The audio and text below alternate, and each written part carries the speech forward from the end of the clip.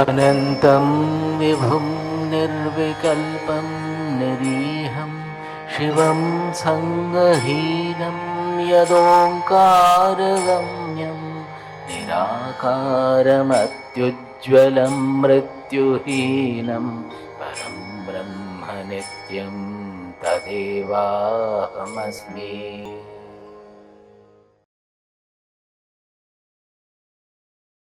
Before I start, I thought that Swamiji has been saying so many things about me. They are all true about my real identity, which is same for all of you also. Our real identity is one and universal. So whatever he showered the great glory about it, it all goes to the real identity, but not the body-mind personality you see before you. I am a simple seeker of truth. And I have been throughout my life, I think from birth itself, I have been trying to understand the truth as much as was necessary for me or is necessary for me. I will start with a few invocation verses. Swarajya Samrajya Vibhutiresha Bhavat-kripa Shri-mahima-prasadat Prapta maya Shri-gurave Mahatmane Namo namaste-stu Punarnamostu Namo namaste-stu Punarnamostu Namo namaste-stu Punarnamostu Namastasmai sadaikasmai Kasmai chinmahase namaha Yadetad vishwarupena Rajati Guru Rajati Yadetad Vishwarupena Rajati Guru Rajati.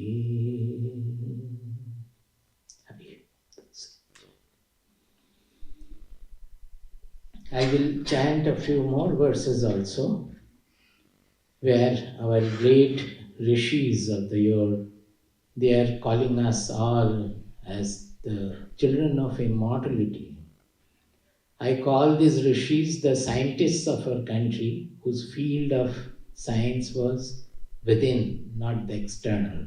They looked inward and discovered the universal truths from within. So they have, after discovering the truth, they have given these calls. Shinvantu Vishve Amritasya Putraha Aye Dhamani Divyani Tasthu Vedahametam Purusham Mahantam Aditya Varnam Tamasah Parastat Tameva Viditvati Mrityumeti Nanya Pantha Vidyate Ayanaya Nanya Pantha Vidyate Ayanaya. He says that, oh, you all listen, you are all children of immortality. He's not saying that I am immortal. He's saying all of you are children of immortality. But you have forgotten that you are children of immortality. I have seen that great revealer soul, the great Purusha within, who reigns beyond the darkness of ignorance. And knowing him alone, we can overcome death. We can cross over birth and death, which means the causality of this world, that everything in this world, whatever is created, will die also. It is passing through the causal chain. To know the permanent truth, which is beyond this causality, only one way is there, is to know our own real identity, which we have to know within us, not outside, somewhere sitting in the sky, but within us, which we always refer to as I. Without I, we cannot do anything, even we cannot dream also. But we don't know that that I is not a puny I, constricted by our body mind personality. That I is universal, one, uniform everywhere. Knowing that I alone, we will be able to overcome all the futility of the world, everything objective, we can overcome that. He also says, I am quoting this from Shvetashvatara Upanishad.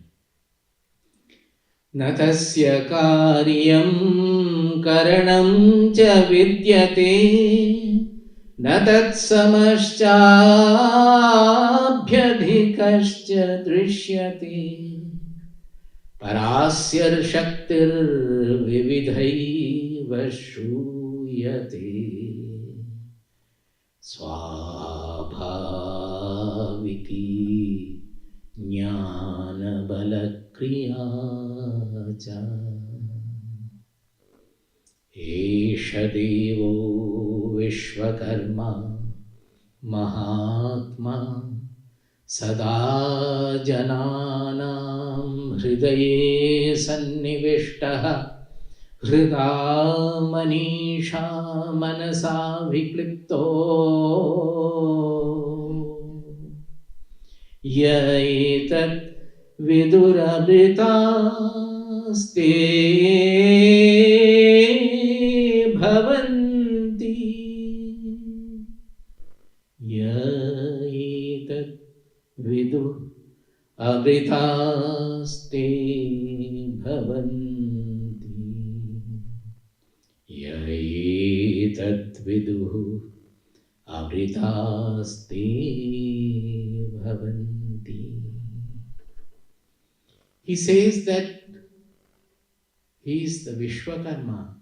He is the creator of the world. The whole world is appearing in him.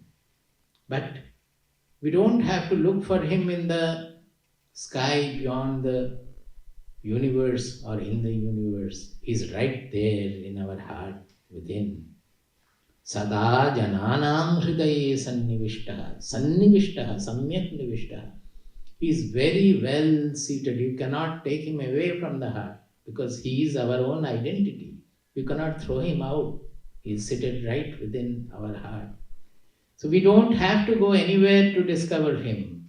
We only have to look within and get merged into him. That is the great discovery our country, our heritage speak about. The real identity, the real I, the universal I, the transcendental I. Because whenever we say universal I, we again think in terms of the objectude. It is not that. The whole universe is appearing in that I, the consciousness. It is not an object consciousness. It is the revealer of the entire objectude. Some are external objects like the world objects. Some are internal objects like our thoughts, our emotions. It is the revealer of everything. Ya etad viduhu amritaste bhavanti. Those who know that it is our real identity, they become immortal. And how to know it? Hrida manisha manasa avikliptaha. It is a process of purification, maturation, sublimation, refinement of all the inner elements of our being. Of our heart means our emotional being. Manisha, manit, it means our buddhi, the intelligence, and manasa, the mind. By the process of refinement, sublimation, purification, maturation, integration of all these internal elements of our being, it has to be known. So it is not enough if we read the scriptures and know about the self, about the Atma, about Brahman. That is only a picture of a fire. With a picture of a fire, you cannot cook your food. You cannot have the warmth. You can only, it looks like fire. When we are reading the scriptures or knowing the knowledge only from hearing, listening, or reading like that, it will not be able to burn our ignorance or our all sufferings or anything. So it needs that knowledge which we know from reading the scripture or listening to the scriptures, that has to be lived. And by this process of living, it becomes the real knowledge, the fire of knowledge, which burns all the grossness, all the ignorance of our life. To do that is I don't know why this title was chosen. I had given about 10-15 titles, so I think with Swamiji's idea or his disciples, they have chosen this, the qualities of a disciple. It has been a wonderful choice because it speaks about the sadhana, the pursuit necessary. We always talk about Atma, talk about Brahman, know the philosophy, and we feel that we have known. It is not so. Unless we cultivate these qualities in us, the Brahman will not be known, the Atma will not be known. The whole thing blossoms within by the pursuit of these qualities, as Swamiji has already explained, that the fourfold pursuits we talk about, sadhana chatushtaya, or fourfold qualities. I am using the word fourfold because they are not separated from each other, they are not isolated. You cannot say that I will have only Viveka and I will not have Vairagya. If you don't have Vairagya, then we don't accept your Viveka as Viveka. Viveka must give rise to Vairagya. Otherwise, you can call it a scientific discrimination. In English, we use the word for Viveka as a discrimination. So we can call it a discrimination with which you can know what is permanent and what is impermanent and still run after the impermanent. You know what is auspicious and what is inauspicious and still run after the inauspicious. That is not Viveka. Viveka is such that it has to give rise to Vairagya. So all these pursuits and qualities, they are interrelated. One will lead to the other. Not only that, the first will lead to the second will lead to the third. Not only that, as the second grows, the first will be growing further. So they are not only related to each other, they are regenerative. I will use the term regenerative. That is, when B grows, that helps A to grow further. So that causes B to grow further, like that. Normally we call Viveka as Nitya Nitya Vastu Viveka. That is the discrimination between what is permanent and what is temporary. Well, it becomes very important for the really serious seekers, those who are finally going for the permanent. But I have found that in most of the cases, people, particularly the young people, they don't look for the permanent. They want what is to be done for us. We are all interacting in the world. Well, I have something for them also. In Kathopanishad, they are presenting two concepts. One is called Shreyas and one is called Preyas. The prayers means whatever is immediately pleasant, but which will take us away from our final auspicious goal or the highest human evolution. Whereas Shreyas is something which may not be immediately pleasurable, might be a little distasteful also, but which will take us finally to our auspicious goal. So Viveka in its initial stage will be a discrimination between the Shreyas and Preyas that everybody should do. We want to reach the auspicious goal. So whatever takes us away, even suppose whatever discipline is given, nobody likes to have discipline. Suppose a child, he would like to play. He doesn't want to like to learn the letters, learn the grammar. He refuses. So he has to be disciplined. Only when he undergoes the discipline of learning the letters, learning the grammar, learning the literature, learning the language, he gets the freedom in the world of literature. Suppose he had not undergone the discipline, he will not have the freedom in the world of literature. It is not only about study, it is about everything. If the musician says that, no, I will not pursue, I will not practice the swaras, we say, the notes or anything that has to be practiced, he will never get the freedom in the world of music. You have to undergo the discipline. Even in sports also, unless you undergo the discipline, you will not be able to become a good sportsman. So anywhere when we want to reach an integrated state of freedom, we have to undergo a discipline. Like that, we are talking about the last and the greatest freedom in the world, which we call mukti or liberation. How can that be attained without discipline? It is all the discipline which will take us there. So, we should be first part of our pursuit is to distinguish between Shreyas and Preyas. Can I raise it a little? I'm bending. Yeah, just little. Can help. Just loosen it a little.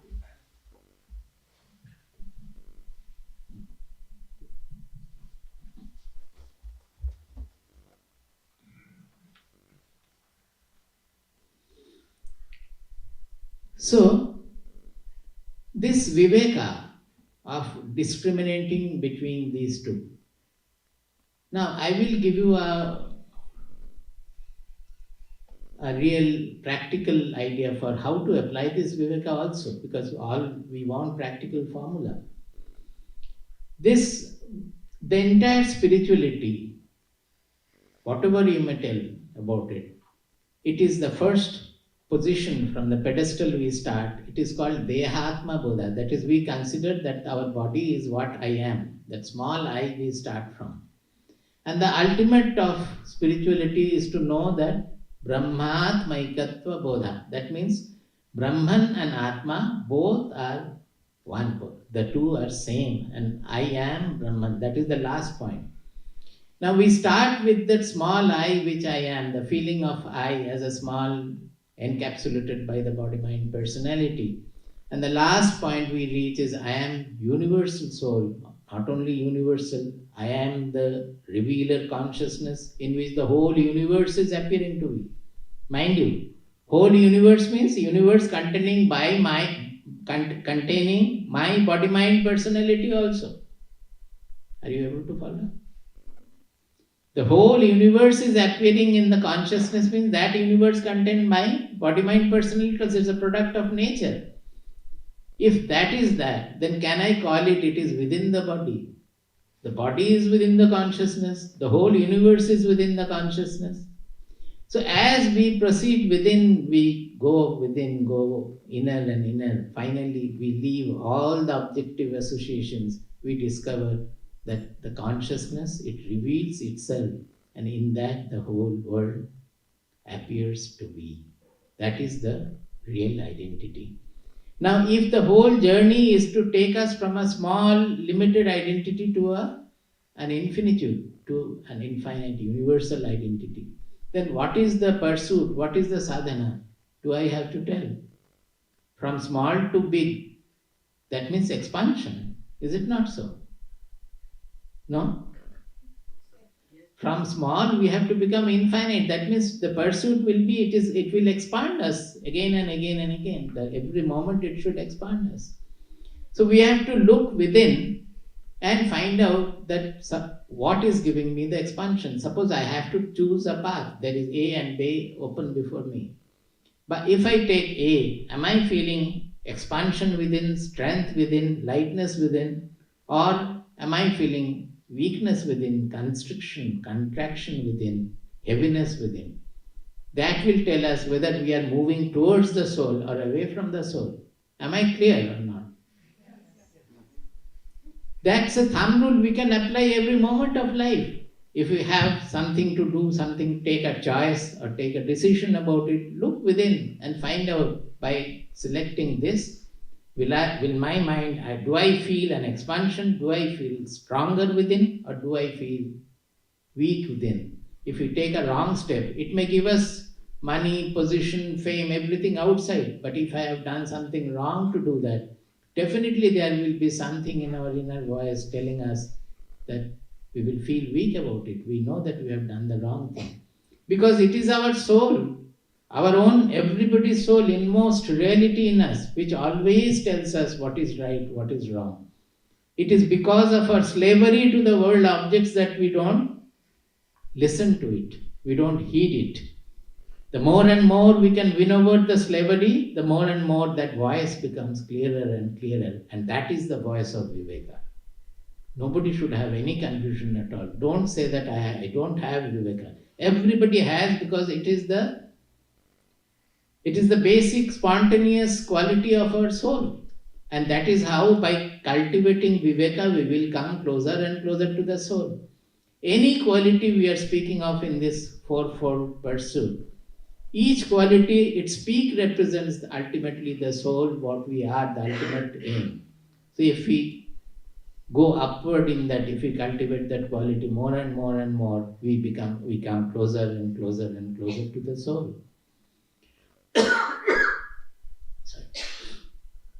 So this is what Viveka is. Now, when we apply this Viveka, what does this expansion and lightness and this inner strength means? It should give rise to Vairagya. This Vairagya has come from Viraga. Raga means color. Viraga means opposite of color, that is colorless or removing the color. So what is normally we have raga, we say raga and dvesha, both are raga. Actually raga is clinging to something, what we like, and dvesha is hating something, what we do not like. Raga dvesha together is the raga. That is, the whole world we see, we have applied a paint of raga dvesha. Me and mine, others, me and others. This I like, this I don't like. So we don't see the world as it is. Suppose somebody I don't like, if he has good qualities, we are not able to appreciate it. If somebody I like, his bad qualities, we are not seeing it. So we are not seeing the world as it is. We are seeing a world which is colored by my likes and dislikes, by my me and mine and others. So Viraga means impersonality. In English, it should become an impersonality. If you say dispassion, you think that, oh, that means leaving the home and going away to the cave. Even if you go to the cave, your mind may not become impersonal. You may have clinging there also. So we have to get rid of the ragadvesha, or the clinging and hatred we have in our mind. When the mind becomes free of that, then we develop Vairagya. Now, in definition, in Viveka Chudamani, it is called Ihamutra, as Swamiji has already said, Ihamutra Phalabhoga Viraga. That means we don't want to gain anything in this world or in the other worlds also. That means until this tendency to always gain something from the world does not go, this impersonality will not dawn. We should be able to extend to that extent. We are always guided by some what? We want happiness, is it not so? Whatever we are doing, suppose we are working in a factory, by that what will happen? I will gain some money, with that money what will you do? I will make a building, or I will have this, have that, comfort, etc. By that what will happen? I will become happy.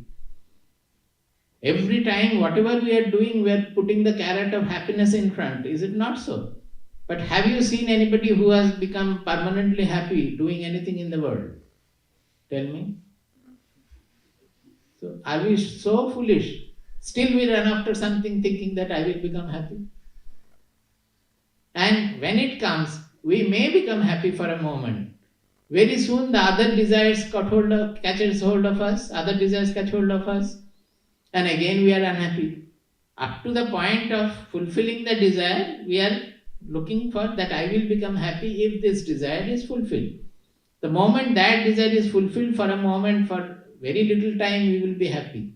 But very soon, all other things will... I can give illustration, but there is not so much time, and I don't propose to give it. You should be able to understand. This is what is happening. So if at all anybody in this world has become happy, it is by becoming desireless. Desireless does not mean that he will not do anything. Generally we do motivated by desire.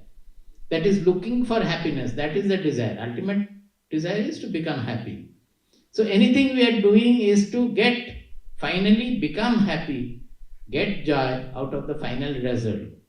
But if we eliminate the desires, we will find that the joy is always, it is a natural property of the soul. It is a parameter of the soul. Joy always wells forth from within. And we will do everything to be done out of joy only, not for joy. Am I clear? We are working to get joy at the end of the work. In this case, he will do whatever to be done out of joy. You don't have to look for joy at the end of the work. Whatever we are doing will become joyful. So is it not a great solution for our life also? So Vairagya, we generally keep away thinking that, oh, we want to become happy in the worldly life. We don't know that we will become the happiest in remaining in the world. We will become happiest if we cultivate that Vairagya. Impersonality will make us so powerful, so happy that we cannot keep it away. But we detest Vairagya, thinking that, oh, it is dispassion. It is not meant for me. Only after 60 I will think of Vairagya. So much is our misconceptions. So Viveka will lead to Vairagya. Automatically it will lead to Vairagya. When Viveka and Vairagya grow in us, it gives rise to a great thing. It is called Shat Sampatti. Sampatti means wealth. In spirituality, we never speak of any external wealth. Never speak of any external wealth at all. It is all internal wealth. Because spirituality deals with within. And all the wealth, it's the greatest treasure, this sixfold treasure they have spoken of. It is all internal treasure. They are Shama, Dama, Titiksha, Uparati, Sraddha, Samadhana. Up to what time shall I continue? Maybe another 15, 20 minutes?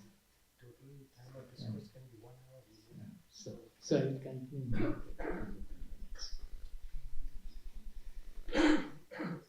So here actually Shama is generally regarded as internal calm. It will not happen till our tendency to always enjoy or the desires we are free, the mind is free of desires, at least to a reasonable extent. Unless it is free, we will not have the Shama.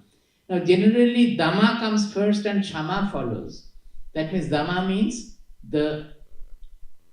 we say control of our sense organs. But truly speaking, if we go through Viveka, Vairagya, this way we proceed, the Shama comes first and then comes Dama. Because Shama means the internal calmness or the desire freeness, freedom from desire of the mind. When the mind becomes free of desires, automatically the sense organs become sublimated. We won't call it control. Control is an artificial. It means artificially we are punishing our sense organs. We are not allowing the senses to do what it wants to do. But when it becomes automatic, we call it sublimation. That means the senses will not like to do anything which is not taking the personality to the ultimate auspicious goal. Am I clear? So Shama should automatically lead to Dama. It's not any external control, external rejection at all. It happens through the understanding of the ultimate auspicious goal, and we automatically select whichever is taking us to a better destiny or to the auspiciousness.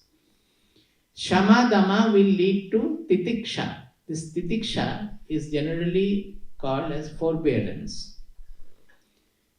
It's not just forbearance, it is unaffectedness. Suppose it is defined in Viveka Chudamani as Sahanam Sarvadukkhanam Apratikara Purvakam. That means whatever sufferings are there, not to look for the redress of it. I won't put it in that manner. It is perfectly alright, but we have to understand it improperly. That is, whatever the situation, suppose it is suffering is there, we should be able to remain unaffected by the sufferings, the situation of the suffering. It is not that he will not look for any redressal. Suppose there is something wrong in the world, even the knower can lead a revolution. Suppose a fight is necessary, a war is to be fought for redressal of a certain situation in the society. He can do it. But it is not out of affectedness. When something happens for us, even if the food is not proper or if the habitat is not proper, immediately we get affected. Is it not so? When something is what I want or expected, if that is not there, immediately our mind gets upset. So, are we master of our mind? Are we not slave to the worldly situation? If the world situation around us is a little different from what I like, then we lose our self-seatedness. Does it not mean that we are slave to the world? We think that we are enjoying the world. Actually, the world is enjoying us. We are the slave. The world is the master. So this titiksha means become master of ourselves, not to remain slave to the world. If anything happens, may it be a situation of suffering or may it be a situation of happiness, we will remain unaffected. That is the titiksha. When shama, dama, titiksha grows, it will automatically take us to uparati. Rati means actually indulgence and reveling in that. Generally, we feel that we are enjoying the world objects, world situations, name, fame, money, property, whatnot. So, uparati means that indulgence in the world will automatically withdraw. Uparati means we will not be indulging in the world objects anymore. Don't think that it's a life where there is no joy at all. The real joy comes when we win over our slavery to the world objects. So Titiksha automatically gives rise to Uparati, where we become master of ourselves and we become master of the world also. Unless we become master of ourselves, we will not become master of the world. We will remain slave to the world. By master of the world, I don't mean that you will have to become the emperor of the entire world.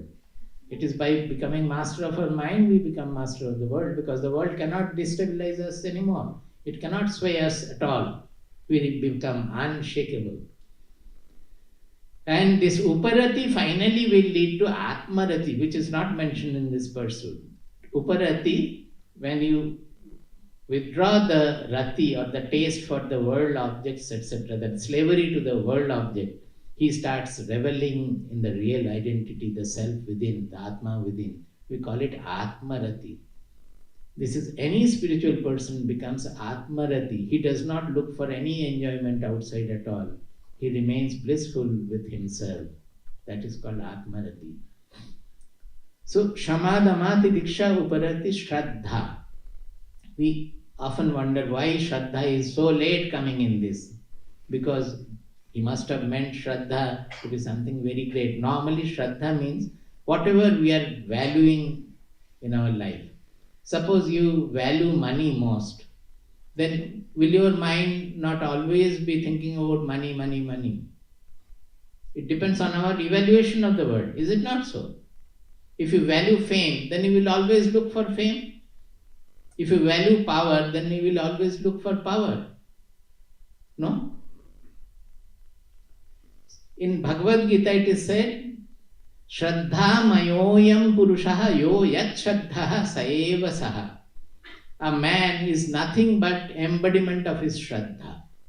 Because we may look different, but what we are actually embodying is what our mind values. Is it not? So, in Vedanta or in spirituality, this Shraddha is actually the valuation about the supreme goal. We are calling God supreme. Don't we call God supreme? But have we given God the supreme position in our life? Mostly he comes last. Is it not so? As long as we are happy, we don't think of God. Only when there is some trouble, like the calling the police, we call God then. Start, oh Lord, why it has happened to me? So we call God the supreme, but we never give him the supreme position. We are giving the last position to him. Shraddha here means that you give the supreme position. Then all your life will veer around, will be focused to this supreme goal. So when there is trouble or so, you will not miss the meditation or the practice. Whatever practice you are doing, contemplation, meditation, that will be the first. Generally in our case, that is the first thing to be missed. If there is a function, there is a marriage, or there are some guests have come, first thing we drop out is the spiritual practice, meditation. That means that has we give the last position. For a seeker, that has to be given the prime position. That supreme has to be given the supreme position. That is called Shraddha. That means giving supreme position to what the scriptures say, what the Guru, if you have a Guru, then what the Guru says. That has to be given the supreme position in life. You have to follow in everything. These together, the Shama, Dama, Sama, Dama, Titiksha, Uparati, Sraddha will lead to finally the last, that is the sixth treasure we call Samadhana. Means constantly the mind remains fixed to that ultimate goal, our real identity, who we are actually. Samadhana, Samyak Adhana. We remain induced with that ultimate, the consciousness or awareness of the ultimate goal. Then all these three together, Viveka, Vairagya, this sixfold treasure, Shat Sampatti, they all together bring in mumuksha or mumukshutva, which means yearning for liberation. The yearning for liberation will not come easily. It will come only when we start feeling that we are bound. The bondage has to be felt. Then only we will want the liberation. If we are happy with whatever is happening, we are, by hating somebody, quarreling with somebody, we are happy. As long as we are not feeling that by quarreling my mind is getting disturbed, I am losing peace, nothing is happening to the other. By blaming others, what is happening to others? Nothing is happening. Only my mind gets polluted by that. So this blaming tendency, quarreling tendency, thinking ill of others or thinking in a constricted manner, these are all polluting our own mind. So until we start feeling that I want to get rid of this state, I want to become universal, I want to become compassionate, I want to love the whole universe, that becomes a strong yearning for us. Until that happens, mumukshutva has no meaning. We have to feel the bondage.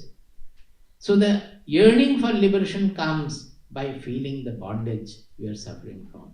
Wherever we feel the bondage, wherever the liberation will happen. So these are the four sadhana chatushtaya we say. Now this cultivation of these four, or the pursuit, this fourfold pursuit, will actually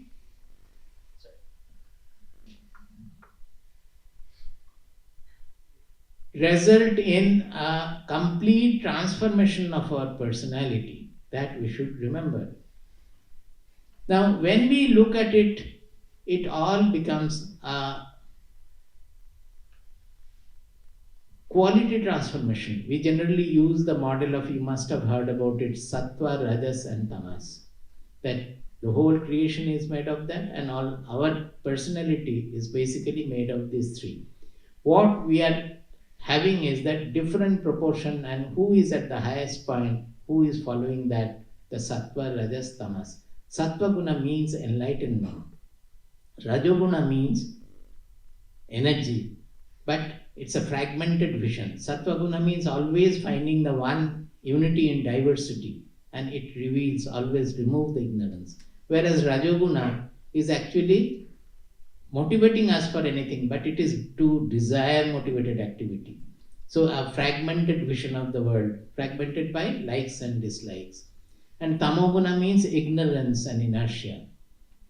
So as we want to progress in the path of spirituality to finally to God realization or identification with the real identity, initially the whole being undergoes a sattvika transformation. That is, the tamoguna and rajoguna are overruled by the sattvaguna, which leads to an uniform vision and enlightenment.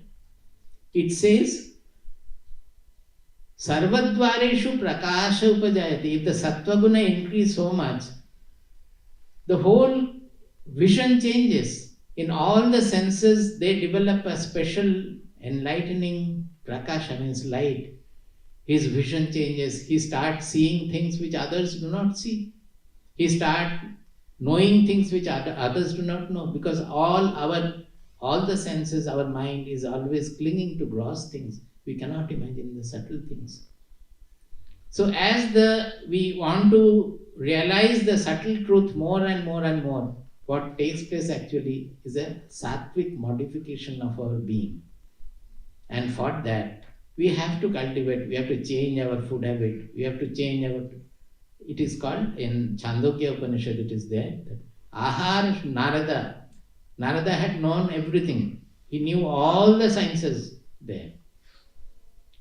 Whatever was available there. He came, when he met Sanat Kumara, he asked that, give me some Upadesha. Sanat Kumara said that, you tell me first of all what you know. Then Narada recited whatever he knew, one paragraph, whatever knowledge was there, everything he knew. But at the end he said, Mantravideva aham asmi. I am only a mantravid, natu atmavid. I have known the mantras of all these things. Vedas I know, all the four Vedas, Vedangas, everything I know. He said he knows Sarpavidya, Jyotishavidya, everything on earth he knew. But I have known only the words, the mantras. Natu atmavid, I have not known the self. Tarati shokam atmavid. I have heard the rishis say that one who has known the self, he crosses over the grief, crosses over grief. He doesn't have grief, he doesn't have depression. There might be suffering, but there won't be grief. So, he said that I am not an Atmavid. Then Sanat Kumara tells him, gives him the Upadesha. There, in the beginning itself it is there. Ahara shuddhau sattva shuddhi, sattva shuddhau dhruva smritihi, smriti lambhe sarvagranthina vipramokshaha. He said ahara shuddhau sattva shuddhi. That means ahara. Ahara generally we mean food. That when the food gets purified, then our being gets purified. But I would like to extend it further. Food is not only we are taking through the mouth, we are taking lot more of food with the eyes, with the ears, with our mind. Is it not so? For the body we are giving material food. What is the food for the mind? Are they not the thoughts, emotions, the ideals? If you read some books which have polluting thoughts, your mind will get polluted. If you read books which have got pure thoughts, your mind will get purified. So the great food for the mind we are giving is from talking about, thinking about, reading about good, auspicious things. So similarly in the vision, whatever we are seeing, it will depend on that. Whatever we are hearing, that has to be purified. So ahara shuddhi does not mean only the purification of the food. Of course, that is the first and the most important thing, grossly. But we have to purify all the inputs. When we purify all the inputs, ahara shuddhau sattva shuddhi, the body which is made of the elements of the body, they all get purified. The mind, emotion, intelligence, everything gets purified. Sattva shuddhau dhruva smriti. By the purification of our elements, our awareness of truth dawns in us. Smriti lambe sarvagranthina vipramoksha. All the constrictions, knots we suffer from, emotional knots, doubts in the intelligence, constrictions in the emotions, everything gets dissolved by the awareness of our real Atma, the real soul, which is nothing different from the Brahman. So the whole thing becomes a transformation of the personality, and that is our pursuit. Whatever are the qualities of a seeker, that is whatever are the qualities of a knower, that becomes the pursuit of a seeker. It is not that I pursued these qualities and when I become a knower, I don't have to harbor these qualities. Not at all. The qualities are in the knower. Those qualities, as we go on cultivating, we slowly approach the state of the knower. I always give an example that suppose the rivers have come down from a glacier. It is actually so. All the sacred rivers of India and even going down to China, Brahmaputra, they are all coming from the same glacier. If you look into the map, you will find at the same point they are coming down. So suppose a peak, a mountain peak like this, from which all the rivers are coming down. Now as you climb one river, along one river, are not all other rivers are also coming close to you towards the peak? Finally, when you reach the peak, that is the source of all the rivers. Is it understandable? As you climb like this, all that coming closer and closer. So any quality of these qualities as we pursue, if it is a real pursuit and we are serious about this pursuit, we don't have to pursue all the qualities separately. Automatically those qualities will adorn us, we will have. And finally when we reach the goal, from there the qualities are flowing, they are all mixed together. This is what the qualities of a seeker, I wanted to say. I will chant a verse which speaks about our real identity. It says that like the space, untainted am I. Untainted am I. There, no taint can color the space. Air can get polluted. Even if there is a nuclear explosion, the space, nothing happens to the space. Like the space, untainted am I. Like the sun, self-luminous am I. It is actually more than that. Sun also, to reveal the sun, our consciousness has to be there. Sun throws the light, we can see other things. But if we do not have the consciousness, will we ever know sun? So actually it is much more than sun. Like the mountain, unshakable am I, and like the ocean, unbounded am I. You are always near the Pacific Ocean. Seeing the ocean, our mind should become like the Pacific Ocean, unbounded. I will chant this verse and then stop. आकाशवल्लेपविदूरगोऽहम् आदित्यवद्भास्य विलक्षणोऽहम्